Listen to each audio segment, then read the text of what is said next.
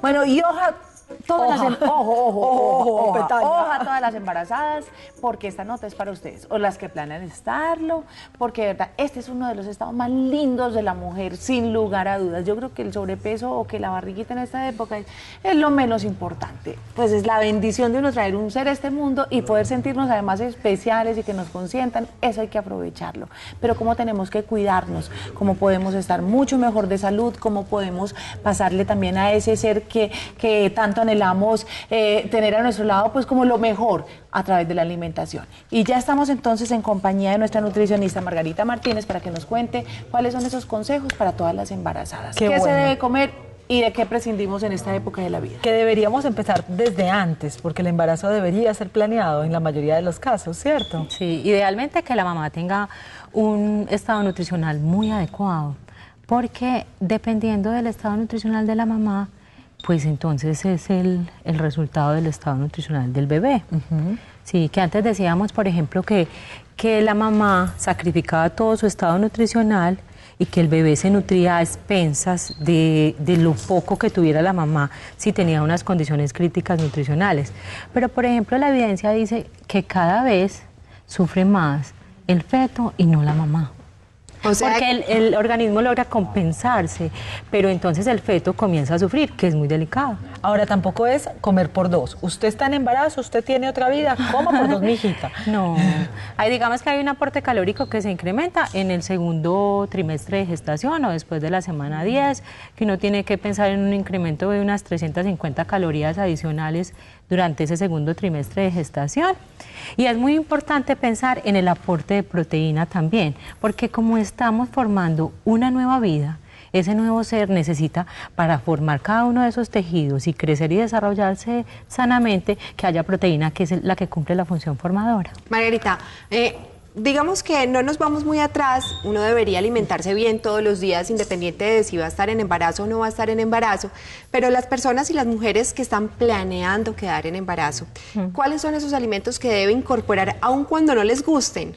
O sea, que deben ser fundamentales para que ese cuerpo esté preparado para recibir la gestación. Bueno, si ya sabes que quieres quedar en embarazo, la idea es que 3 meses antes estés tomando un suplemento de ácido fólico, o sea, ya.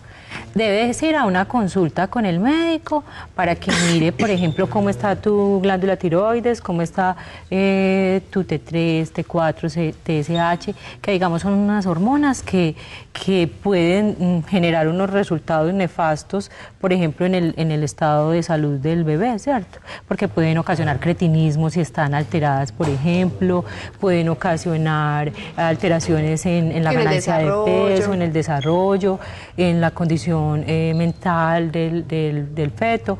Bueno, entonces el ácido fólico es clave. ¿Por qué? Porque los defectos del tubo neural, que es la espina bífida, malformaciones en toda la columna vertebral, que se bifurca, por ejemplo, la columna y no logra cerrarse, dependen mucho de un inadecuado estado nutricional, unas deficiencias de ácido fólico. Eso ya está súper comprobado.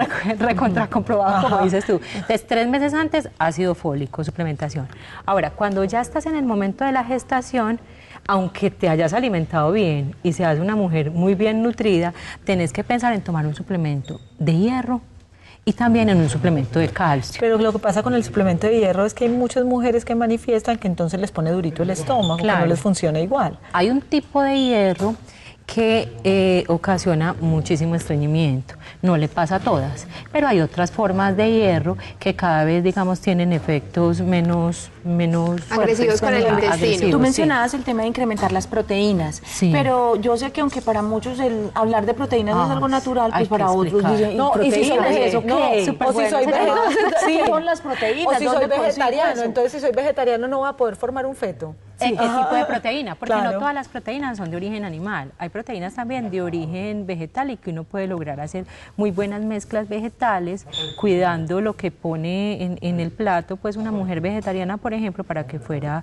idealmente optimizar el valor biológico de la proteína, que es, como en palabras sencillas, compararlo con ese valor que tiene la proteína, por ejemplo, del huevo, que es con quien la comparan como gold estándar. Entonces una proteína es ¿qué es proteína? Sí. Ay, tan rica esa pregunta, porque es una cosa muy sencilla. Bueno, los alimentos de origen animal tienen proteína por excelencia, por eso uno siempre las asocia con eso, y por eso Olguita decía ahorita eso, la carne pues, ¿cierto? El pescado, el pollo, son además los más caros. Sí. Pues son los más caros cuando uno va al supermercado.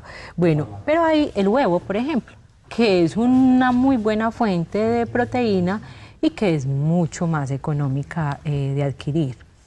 La clara específicamente es la que nos aporta más proteína dentro del huevo.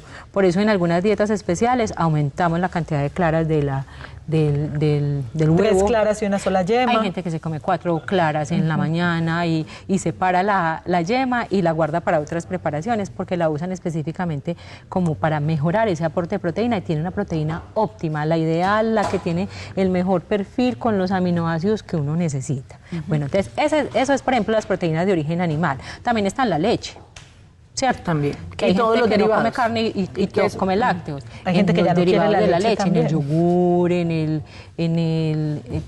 todo lo que uno haga, el kefir, queso, el kumis, todos estos, ¿cierto? Bueno, ahora, si nos vamos a buscar como fuentes de proteína de origen animal, todas las leguminosas, vegetal. Que son, sí, de fuente vegetal, perdón. Sí, pero yo lo entendí, lo que es la mente. Lo que no las está leguminosas, sí, las leguminosas, lentejas, frijoles, garbanzos. Arveja y soya inclusive están ahí. Ajá. ¿Cierto? Que son estos granitos que usamos, que los rehidratamos y los preparamos en diferentes formas, secos o en sopa, ¿cierto? Bueno, uno también encuentra proteína en los cereales. El arroz, por ejemplo, tiene un tipo de proteína, pero es más pobre en unos aminoácidos. Por eso uno para enriquecerlo tiene que hacer mezclas con esas leguminosas. Cuando uno logra hacer mezclas de esos cereales, inclusive la pasta, por ejemplo, y la combina con otras leguminosas, uno enriquece ese valor biológico de esa proteína y logra esa mezcla de aminoácidos esenciales que necesitamos y se compara con las otras proteínas de origen animal. Entonces ahí uno puede lograr de una forma muy económica porque, por ejemplo, la lenteja es muy asequible. Sí, es súper barata y es muy rica. Usted le da sabor fácilmente, coge como sabor fácil con cualquier condimento. Y no es pesada con el estómago como puede pasar con otras leguminosas. Se puede hacer cremitas. Yo, por ejemplo, le recomiendo mucho a las personas cuando la usan muy habitualmente. Inclusive se usa para sustitutos de la carne en las personas vegetarianas. Hamburguesas hacen hamburguesa de lenteja. Son deliciosas. Mejía hace unas. Hay unas alternativas. Ahí le dieron publicidad. el toque, no, ya le dieron el toque, le empezó a hablar de comida. Porque, claro, uno puede ser vegetariano, pero convertirlo como si fuera lo tradicional. Inclusive la gente lo come y no cree que Y la quinoa, el amaranto, sé que son pues fabulosas, muy buena fuente de proteína también. Fabulosas. ¿Cuál era la que tú usabas mucho? La chía. La chía, las semillas de chía. Mira, hay muchas semillas y frutos oleaginosos que tienen una riqueza muy grande desde el punto de vista de los aceites que contienen, pero también desde el punto de vista de la proteína que aportan. Entonces también enriquecen mucho. Inclusive un sustituto de la leche normal es la leche de almendras, por ejemplo, o la leche de muchos frutos oleaginosos que la toleran muy bien algunas personas que han dejado de usar los otros tipos de leche y que son exclusivamente de origen vegetal. Vamos con llamada. A esta hora hay televidentes que quieren hacerte consultas, entonces vamos con Alba está en la línea. Hola. Hola. ¿Qué más? ¿Cómo estás? Muy bien, gracias a Dios. ¿Ustedes cómo han estado? Súper bien. Muy bien, aquí muy interesadas en este tema y me imagino que tú también porque tendrás pregunta para nuestra nutricionista. Sí. Por ejemplo, en mi caso, cuando yo tuve a mi bebé, a mí en el embarazo no me mandaron ácido fólico. Entonces me preocupa porque no tomé ese ácido fólico y mi bebé nació de 8 meses porque me dio una preeclampsia.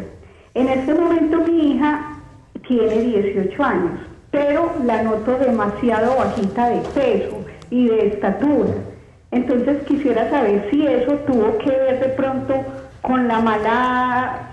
O sea, que me faltaron vitaminas en el embarazo. Que te faltaron de pronto esos complementos que están poniendo ahora, ¿cierto? Sí. Perfecto, Albita, ya te van a contestar. Bueno, gracias. Un beso. Bueno, lo mismo. Es decir, que el bebé ya tiene 18 años, ya superó todas las vicisitudes, las dificultades que tuvo y digamos como el ambiente agreste que pudo haber tenido desde el punto de vista nutricional. Albita, el tema aquí es que hay evidencia que el ácido fólico interviene en compromisos del tubo neural, ¿cierto? Digamos que esa es como la evidencia. Ahora, la riqueza nutricional puede trascender inclusive el resto de la vida de uno, y se dice que la alimentación durante los primeros 1000 días o los primeros años de tu vida es la que te marca para el resto de la vida, es decir, todo ese periodo de la misma gestación, de todas esas 40 semanas de gestación y los primeros meses de vida hasta los 5 años, inclusive todo lo que hay en ese entorno, en ese ambiente, desde lo emocional, afectivo, y los factores, digamos, nutricionales que hacen parte como del estilo de vida y de los factores, digamos, externos que pueden más influenciar la vida de uno, es claro que puede estar marcando inclusive el peso, la estatura de tu hija, tu mismo peso, tu misma estatura. Hay muchos factores y digamos que ahí nos podríamos sentar a estudiar y profundizar. Pero la evidencia, como para que nos quede hoy ese aprendizaje, refleja que la relación es directa con el tubo neural.